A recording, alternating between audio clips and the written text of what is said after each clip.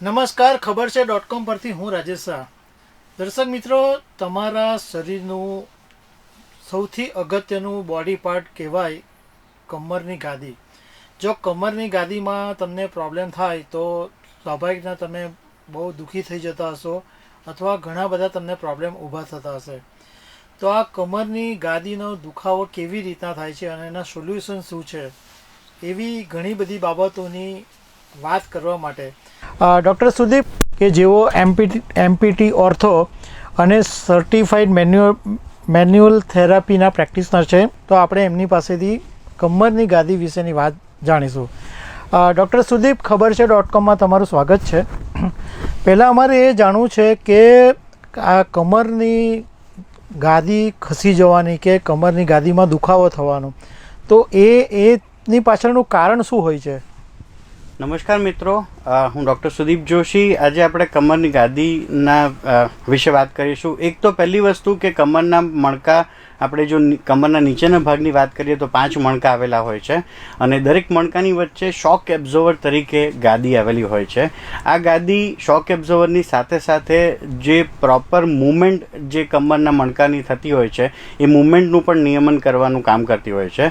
ઘણી વખત રોજિંદા જીવનમાં કોઈ વસ્તુ જ્યારે નીચેથી ઊંચકવાની જરૂર હોય છે, જ્યારે કોઈ વજનવાળી ચીજ વસ્તુઓ ઉપાડવી પડે અથવા પછી અચાનક આંચકો લાગવાને લીધે કોઈ સંજોગોમાં જ્યારે બે મણકા વચ્ચે પ્રેશર આવે, જ્યારે કમ્પ્રેશન ફોર્सेस આવે અથવા પછી એકદમ આંચકો આવે, ત્યારે એ બંને મણકા વચ્ચેની ગાદી પર દબાણ આવીને એ ગાદી થોડીક બહાર નીકળે છે અને એ ગાદીને બહાર નીકળવાની પદ્ધતિને આપણે એક બલ્જિંગ જેવું કહીશું. જેમ એક પાણી ભરેલો ફુગ્ગો હોય તેના પર પ્રેશર આવે ને બલ્જિંગની જેમ બહાર નીકળે, તેમ એ ગાદી થોડીક બહાર નીકળીને આજુબાજુથી પસાર થતી નસ અથવા પછી વચ્ચેથી પસાર થતા સ્પાઇનલ કોર્ડ પર દબાણ ક્રિએટ કરે છે અને આને લીધે કમરના દુખાવા ઉપરાંત પગમાં જે નસ પર અસર થઈ હોય તે નસની જગ્યા પર તમને રેડિએટિંગ પેઇન એટલે કે ઝંઝણાટી અથવા દુખાવો અથવા પછી ગરમ કે ઠંડા સેન્સેશનનો અનુભવ થતો હોય છે.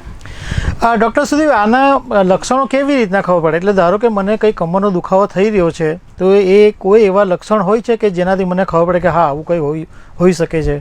ડેફિનેટલી કમરના દુખાવા નોર્મલ આપણે જ્યારે કામ કરીને થાકી ગયા હોઈએ અથવા પછી મસલ્સમાં પેઇન થતો હોય તે દુખાવો એક અલગ રીતે આપણને મહેસૂસ થતો હોય જે કમરના ભાગમાં થતો હોય.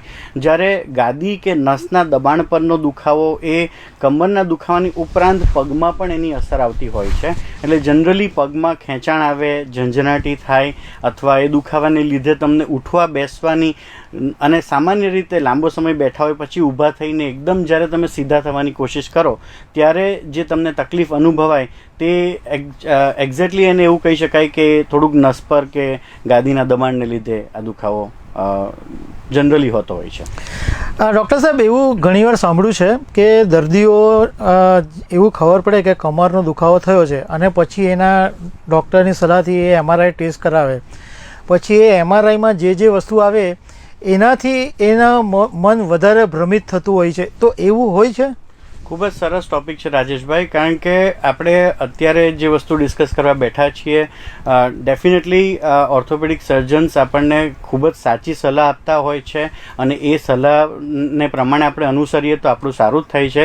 પણ ઘણી વખત પેશન્ટ્સ પોતે જાગૃતતા દાખવીને અથવા પછી એક સારા આશયથી MRIનો રિપોર્ટ કરાવે છે અને એ MRIના રિપોર્ટમાં આપણને છેલ્લા 15 દિવસથી માની લો કે કમરનો દુખાવો છે અને પછી આપણે એનો MRIનો રિપોર્ટ કરાવીએ અને એ MRIમાં જ્યારે એવું લખેલું આવે કે તમારી ગાદી બહાર નીકળે છે અથવા તમારી ગાદી દબાણમાં આવે છે, એ દબાણના હિસાબે અથવા પછી એને ગૂગલ કરીને આપણે એટલા બધા ટેન્શનમાં આવી જઈએ છીએ કે નોર્મલ દુખાવા કરતાં એ ગાદીને લીધે આપણા મગજમાં ઘણા બધા વિચાર આવી જાય છે કે આનો અંત કમ્પ્લીટ બેડ રેસ્ટથી આવશે અથવા મારે ઓપરેશન કરાવવું પડશે કે એવા સંજોગોને લીધે, એવા ભય અને ચિંતાને લીધે આપણને એકની એક જ પરિસ્થિતિમાં રહીએ છીએ અથવા પછી સૂતા જ રહીએ છીએ અથવા પછી અમુક કામ નથી કરતા.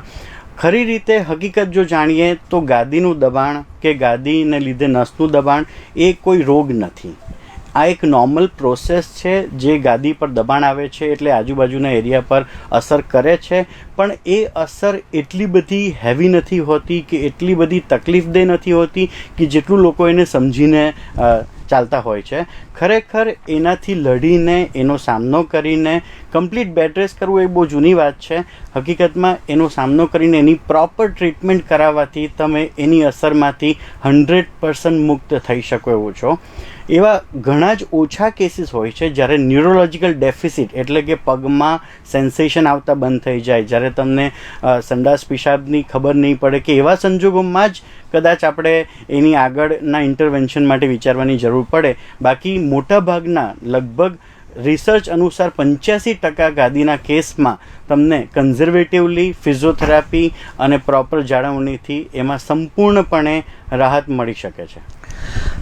દર્શક મિત્રો, આ ડૉક્ટર સુદીપ જોશીએ જે તમને વાત કરી એ તમારું દુઃખ હળવું કરવા પૂરતી છે, કારણ કે આટલી ઊંડાણથી સમજ તમને ભાગ્યે જ કોઈ તબીબ આપી શકે. આપણે ડૉક્ટર સુદીપને એમ પૂછીશું કે આના કયા કયા ઉપાયો હોય છે કમરની ગાદીને દુખાવો દૂર કરવાના? ખરું રાજેશભાઈ, કારણ કે આપણે આ બધી વાત કરી કે કમરના દુખાવા કેવી રીતે આવે. હવે એની ટ્રીટમેન્ટ માટેની વાત કરીએ. એના ટ્રીટમેન્ટ માટે ડેફિનેટલી ઘણી બધી ટ્રીટમેન્ટ અવેલેબલ છે, પણ ફિઝિયોથેરાપીની એક ટ્રીટમેન્ટ હોય છે જેને સ્પાઇન મેન્યુઅલ થેરાપી કહેવાય છે. અને એ સ્પાઇન મેન્યુઅલ થેરાપીમાં એડવાન્ટેજ એ છે કે આ spine manual therapy source of the pain એટલે જે મૂળ કારણ છે દુખાવાનું તેના પર જઈને એની અસર કરે છે. પછી એ ગાદીને લીધે હોય, નસના દબાણને લીધે હોય કે સ્પાઇનલ કોર્ડના દબાણને લીધે હોય, એ સીધું મૂળ કારણ પર અસર કરે છે અને એને જળમૂળથી દૂર કરવાનો ડેફિનેટલી એફર્ટ્સ કરે છે. અને ખાલી હું નથી કહેતો, રિસર્ચ પણ આના વિશે સપોર્ટ કરે છે કે ઘણા રિસર્ચ એવા થઈ ગયા છે. ડૉક્ટર પ્રદીપ સુરી, ડૉક્ટર આર્નોલ્ડ, એમણે પોતે 300 સબ્જેક્ટ પર રિસર્ચ કર્યા છે આ વિશે. અને એ રિસર્ચમાં એવું તારણ કરવામાં આવ્યું છે કે ગાદીની દબાણ અથવા ગાદી બહાર નીકળેલી હોય અથવા પછી ગાદી નસને દબાવતી હોય તે એની જગ્યા પર પણ આવી શકે છે, અથવા પછી અમુક સમયાંતરે એ ડિહાઇડ્રેટ થઈને એ ગાદીનું દબાણ નસ પરથી દૂર થઈ જતું હોય છે. ઇવન અમારા ક્લિનિકમાં આટલા 18 વર્ષના અનુભવથી ઘણા પેશન્ટ્સ અમે એવા જોયા છે. તમે સ્ક્રીન પર જોઈ શકો છો કે જે એટલીસ્ટ 1.5 મહિનાના અંતરાલમાં જ્યારે એમને પાછો MRI કરાવ્યો ત્યારે એ ડિસ્ક લીઝન એની જગ્યા પર નહોતું.